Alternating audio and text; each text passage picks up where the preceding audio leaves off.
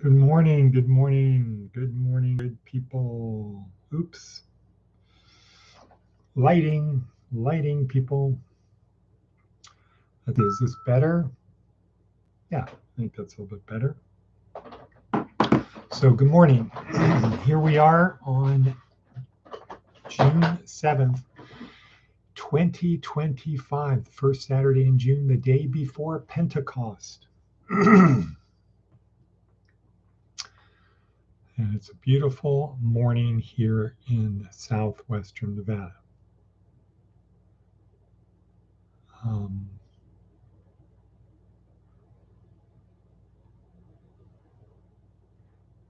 Letter a text from daughter Catman Joe.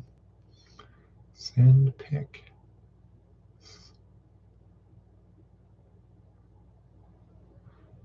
Haley, please. Okay.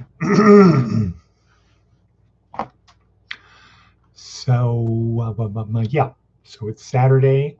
Our theme of today is Who's Coming With Me? So that was a text from daughter Catman Joe, who is on her way to Hawaii. Whoa. She sent it at 4:15, about 45 minutes ago. Okay, well, Catman Joe, if you're watching, I'm proud of you. Great dinner the other night. Thank you again, Jordan, for your hospitality. That was kind of a unintended consequence. Later, more on that later, but here we are, it's Saturday. Here we are. Our purpose on weekends, we call it G.school. And the purpose is to focus on the spiritual side. So we have 4 areas. We focus on physical, mental, emotional, spiritual. Weekends, we focus on the spiritual. We call it G.school. And once again, as always, our purpose is to help our students and interested people experience this life, this Heraclitus type life, this Heraclitus river type life. Meaning, Heraclitus said you can never step into the same river twice. It might look the same, but it's not the same. The water is different. So this is a once in a lifetime. This experience of life is once here, but there's something after this, and we believe that what happens after this is a function of what happens during this. So our goal is to help our people have the best experience of this life. And if you say, well, how do you do that? How do you do that? How do you have the best experience, the best possible life? And how do you know? Well, if you start with the premise that life is a gift, an unearned gift, you say, what should you do with the gift? You can do anything you want with it. It's an unearned gift.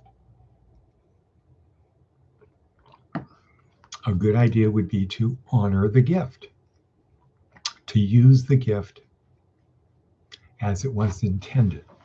So somebody gives you a bicycle, you use it as the bicycle, not a door jammer. You use it as a bicycle and you take care of it. We have a gift of this body. If we are made in the image of God and God is spirit, then we are spirit, but we've been given a gift of a body. How do you honor the body? You take care of it. You use it as it was intended. So you take care of it physically, both in fitness and in health. So what you do, take care, make sure the body is able to function properly, and you ingest healthy things. You don't do that. We have a brain, so we honor that by learning. We have these emotions. We're emotional creatures, maybe more than physical creatures. We're emotional creatures. We learn to control our emotions. so that we can use them and our body and our brain to help other people, service to others. Purpose. What is our purpose? Service to others. Where are you getting all this stuff? Well, if Jesus is who he said he was, and there's now extremely compelling evidence in the Shroud of Turin that he is who he said he was, then what did he say to do? And it breaks down to three simple things. Love God with all your heart and mind and soul. Love one another as I have loved you. And make disciples of all nations. Go out and spread the word to other people, helping them, teaching them, etc. That's it. And he said, if you do that, you will become one with the Father and I. If you love me, you will keep my commandments. And he also said, and some people will say, Lord, Lord, we did all these things in your name. And I will say, I never knew you. So you don't get to do what you want to do and say, well, I'm doing it for Jesus. When he asks you to do this, that's what you do. It's kind of like a boss. If you've ever been a supervisor, you always say, hey, here's what I want you to do, employee. Go do this. And he doesn't do that. And he comes back and says, yeah, but I did that. I did that. I would think, well, I didn't ask you to do that. I asked you to do this. This is what I asked you to do. And if you want to keep your job, you do what you're asked or told. Okay, so we are here for that. And part of our learning is the neuroscience-oriented approach to success. And what we're trying to discover there is the answer to two questions. Who am I and why do I behave the way I do? The idea being if I know who I am and I know why I behave the way I do, then I can dial in who I need to be right now.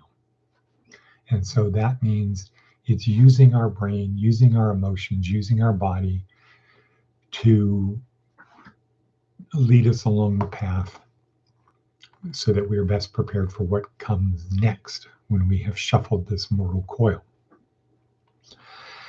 Today's talk. So today is day 6 of week 3 in our neuroscience-oriented approach to success, available on Amazon.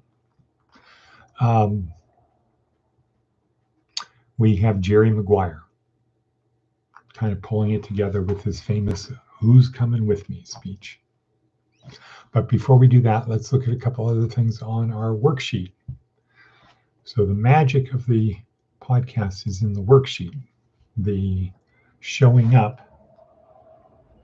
is like 90% of it, and the other 40% is what's actually on the worksheet. That's where the magic is. The showing up is helping build better habits.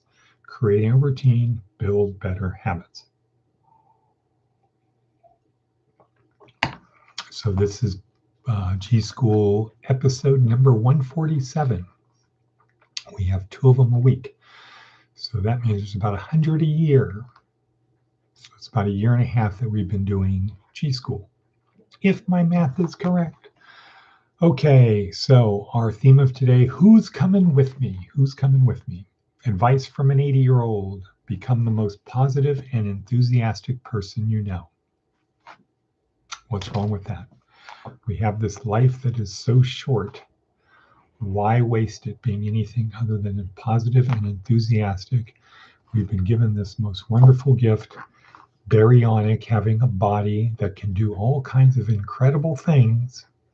Why sit around damaging it, destroying it, etc.? Okay, we all know there's no reason to do it. Okay, Seth Godin. Uphill and downhill challenges. There's a big hill near my house. Sometimes the bicyclist will really pedal hard on the downhill. It's good for the ego. It's also crazy dangerous since braking and steering become much more difficult and high speed gives you less time to react. And sometimes cars rev their way up the hill with the drivers imagining that since there's gravity to overcome, might as well go even faster. The disciplined, resilient approach is to go your own speed regardless of the incline. Okay. Bicycles once again. Okay, thank you, Seth Godin. Thank you, Seth Godin. All righty, so that leaves us with our TED Talk, Jerry Maguire. Jerry Maguire, who's coming with me?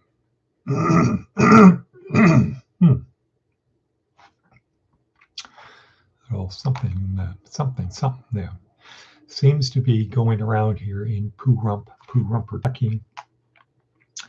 This cough, this throat thing of phlegm in the throat, the old phlegm in throat routine. Okay, let's talk about Jerry Maguire. Let's talk about closing out this week. To be successful, we need other people. No one can do it on their own. We are social animals. The neurotransmitters we have and how we've evolved, that when we're with groups, when we're helping people, neurotransmitters are released and we feel better. That's how it is. To be successful, you've got to get other people to help you, even if it's as simple as going in a store and buying something. The better we are at getting other people to do things with us, the more successful we can be. And disclaimer, caveat, our definition of success is money times meaning and purpose. And the key being meaning and purpose. So our actual equation is success is a function of money times meaning and purpose. So if you have a lot of money, but you have no meaning and purpose, you will not be successful, because three Brazilian dollars times zero is zero. You're just somebody with $3 Brazilian. You're just a rich person, and you'll probably end up killing yourself. Why? Because life is too painful. There's no purpose to keep living. There's no meaning to continue living. There's no purpose to go on. So, on the other hand, if your life is fully dedicated to meaning and purpose, without money, you can't really do a lot. Money is the force accelerator. It's not exactly the right military term, but force multiplier. Money is the force multiplier. If you have meaning and purpose, in other words, everything you do matters, meaning equals everything you do matters. So if everything you do matters and it's focused on service to others, you can accomplish quite a bit. But when you have money helping you, that's the force multiplier. Money times meaning and purpose. Right. Okay, so what did we learn this week? We learned from Seth Godin, join a tribe, get with people that are like you, and nudge them forward. Have an idea on how to improve the tribe. Seth Godin on Tuesday tells us, well, here's how you nudge people forward. You find something to change. Number one. Number two, you tell them a compelling story. Number three, you connect with the true believers and you ignore the non-true believers. You don't try to convince them. You don't argue with them. Oh, you don't think, okay, cool, all right, super, right, okay, well. And then you lead them. All right. Then on Wednesday, we got to Simon Sinek telling us, well, how do you create a compelling story? And the story is simply about why we need to change the status quo. It's not about how we're going to change it. It's not about what we're going to change. How we're going to change, why we need to change the status quo. And the reason is Simon Sinek says, people don't buy what you do, they buy why you do it. So you want to change the status quo? Why? And if I believe your why, I will join you. And then Thursday, we kind of went a little bit, I'm sorry, not yesterday. On Thursday, we then kind of went, this way, and we added a secret ingredient, the story before the story. The story whose only purpose was to prime our emotions so we bond and see the world the same way. This magical science of storytelling with David J.P. Phillips. And then yesterday we watched an example of that with Derek Sivers, showing how you put all of this together and it works.